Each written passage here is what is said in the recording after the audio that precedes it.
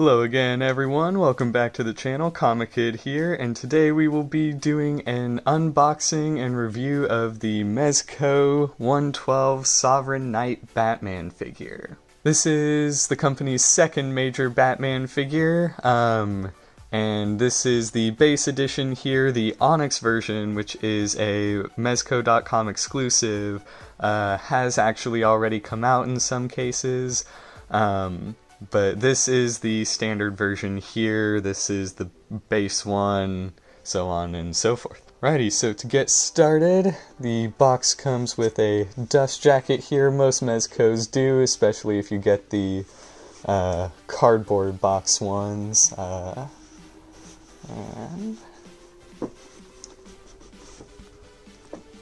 Alrighty.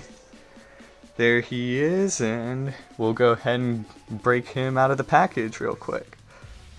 Alrighty, he is now out of the box, and as you can see, he's in the standard Mezco packaging. It's got the protective layer there, so that when you do pull him out, all of these pieces here don't just kind of spill out.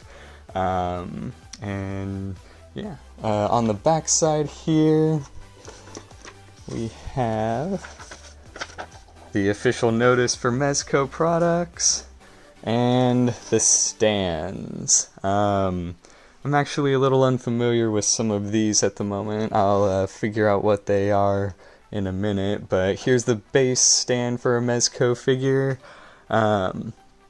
This is the base, that's the actual stand that holds the figure in, so you can pose him however which way you like.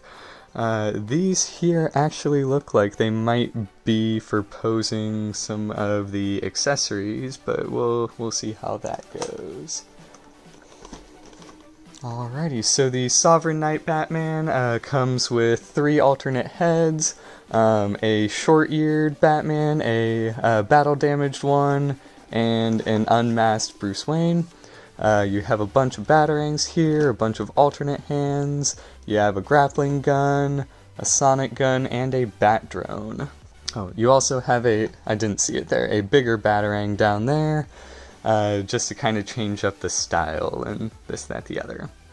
Now, one thing that kind of surprises me about this is that the promo photos on the website never showed the unmasked Bruce Wayne head. The Onyx edition always advertised that it came with it, but for the Sovereign Knight Batman figure, it was never on their website. But alrighty, we'll go ahead and break him out of here. Alrighty guys, here he is in all his glory with all of his accessories sprawled out, and as you can see, he comes with a lot.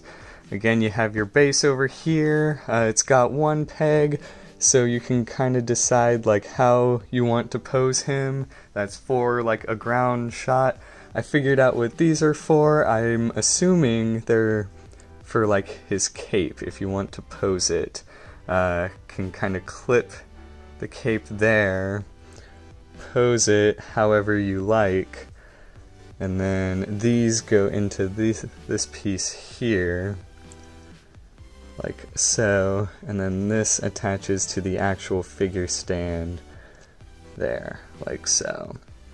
So if your figure is here and he's facing this way, you could aim this out however you'd like and pose the cape that way. And yeah. So he comes with 2 pairs of open hands like this. If it'll focus there.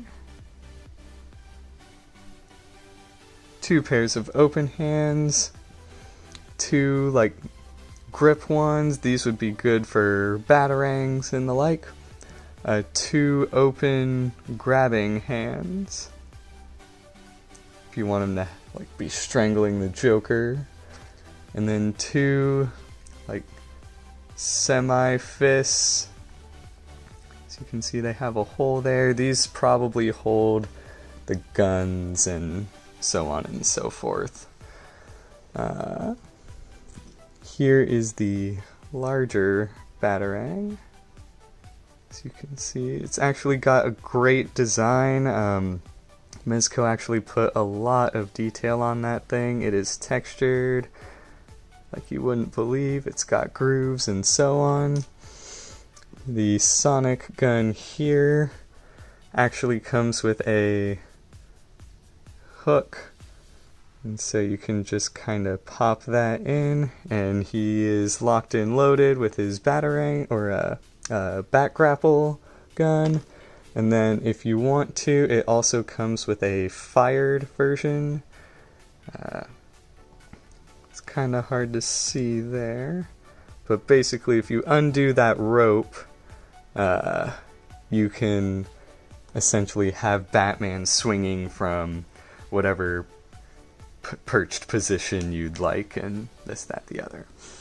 Here is a close-up of the head sculpt.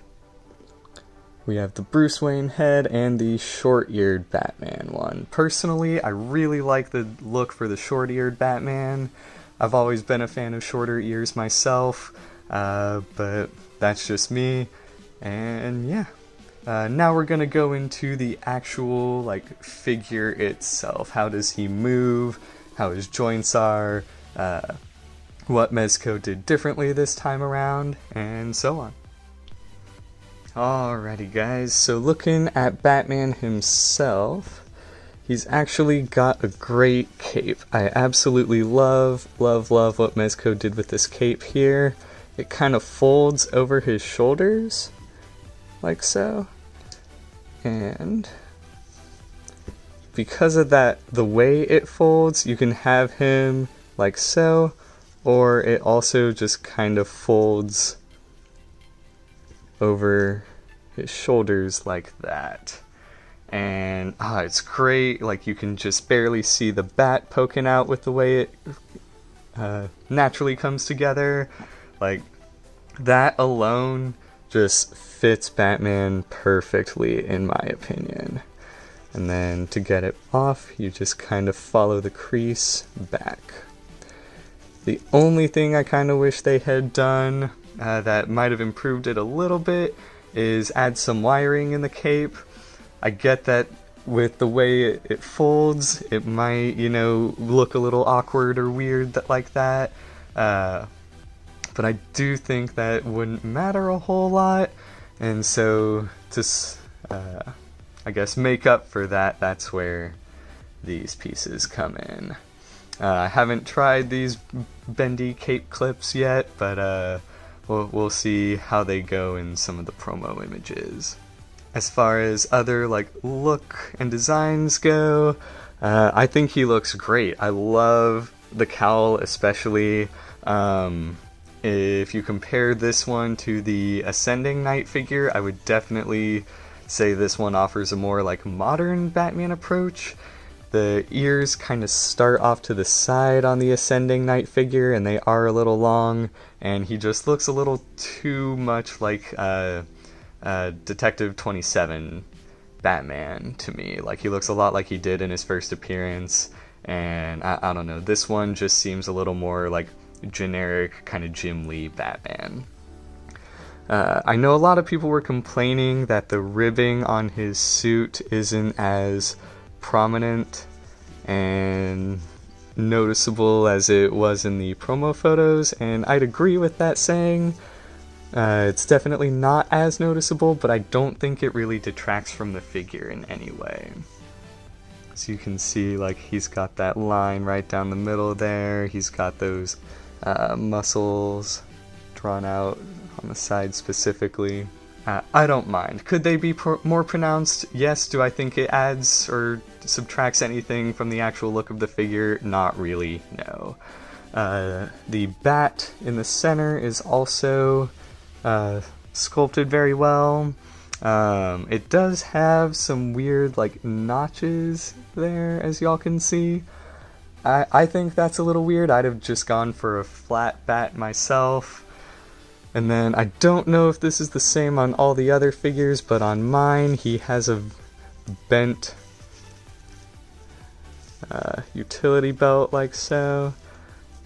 I'm assuming that holds a gun just in case, but I don't know why it would need to be there, because if you want him to have the gun, wouldn't you want to display him holding the gun? Like, I don't know. I think that's a weird design choice if that is the case, but it's interesting nonetheless.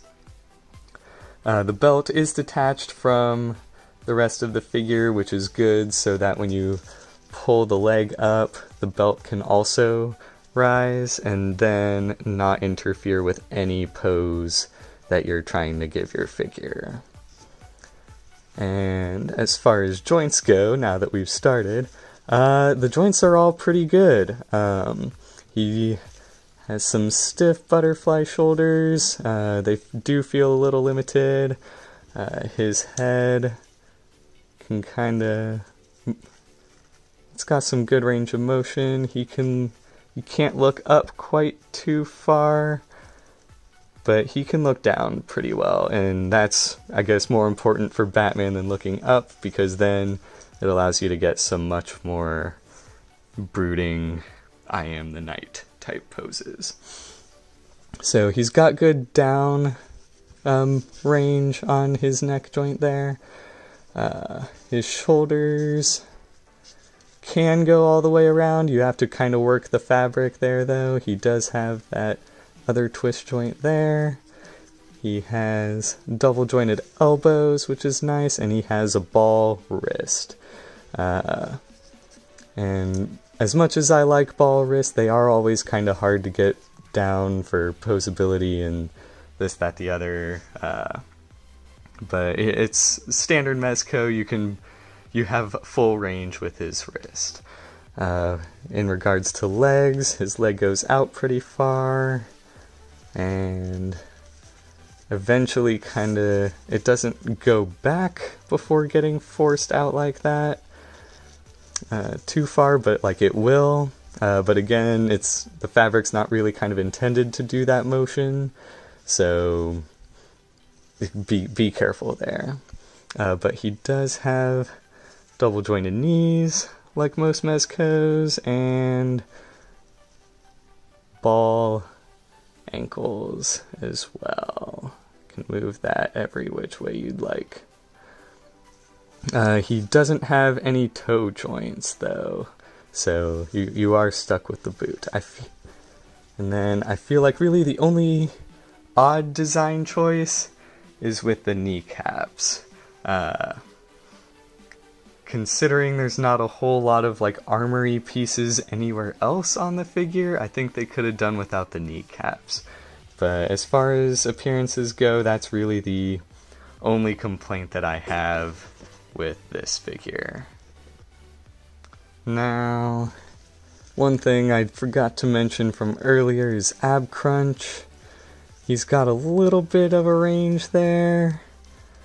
Not fully, but enough to where if you want him to hunch and you need his head to come back up, like, you can make some not so awkward looking poses that way.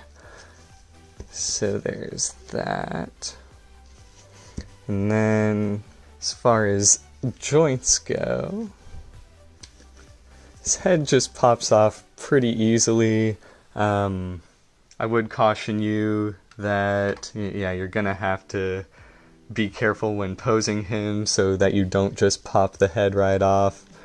But, I mean, it's nice that they are easy. You don't feel like you're gonna break the figure by any means. And, yeah, I just love, love, love that short-eared Batman. Look at that. It's great. Fantastic. And then the hands, again, just kind of pop right off. And then on again. If you don't hear the pop, you'll definitely feel it. That's something Mezco always did very well. So yeah, everything's pretty easy to pop on, swap off, this, that, the other. And I think that's it as far as this figure goes. If you guys would like to see any more specific aspects of figures, feel free to let me know in the comments. I'll do my best. I don't feel like I missed anything or left anything out, but if you think I did, feel free to let me know. If there are any other figures you guys would like to see, let me know in the comments as well. Thank you guys for watching, and I will see you all again next week.